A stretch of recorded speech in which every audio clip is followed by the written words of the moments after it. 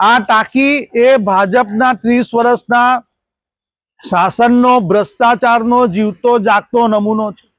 જે રીતે તડકેશ્વરની ટાંકી ટ્રિપલ એન્જિનની સરકારની એક જીવતો જાગતો નમૂનો લાઈવમાં પડી ગયો, એ રીતે જે રીતે ટ્રિપલ એન્જિન એટલે 20% સેન્ટ્રલ ગવર્મેન્ટના નેતા લે છે કમિશન, 20% રાજ્ય સરકારના નેતા લે છે કમિશન અને 20% સુરત મ્યુનિસિપલ શાસન લોકલ શાસનના નેતાઓ લે છે।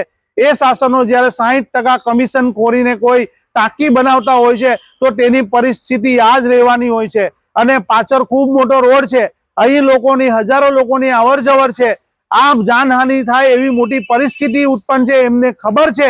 તે છતાં પણ તેઓ આ જ્યાં સુધી આ ટેન્ડરની અંદર એમના કમિશન ફિક્સ થાય ત્યાં સુધી આ ટાંકી એમને એમ જ રહેશે। અને જો લોકોની જાન જશે તો તેની કિંમત મરનારની 5 લાખ રૂપિયા હશે, ઈજાગ્રસ્તની 50,000 હશે અને લોકોને મોટી કમિટી બેસાડી દેશે, એનો રિપોર્ટ જિંદગીમાં નહીં આવે અને લોકોની જાનહાનિ સાથે આ રીતે જ રમતા રહેશે।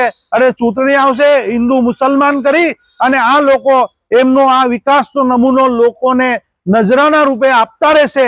આ ભાજપનું શાસનનો જીવતો જાગતો ભ્રષ્ટાચારનો ખૂબ મોટો નમૂનો આપ સૌ જોઈ રહ્યા છો।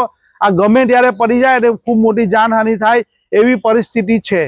અને પાછળ જે રીતે રોડ છે, ત્યારે રોડ પર વાહન ચાલકોનો જીવ જોખમમાં છે, પણ આ શાસકો કુંભકર્ણની ઊંઘ ઊંઘી રહ્યા છે। તેઓની સામે જનતાએ બહાર આવવું પડશે અને આ ભ્રષ્ટાચાર ખુલ્લો પાડવો પડશે।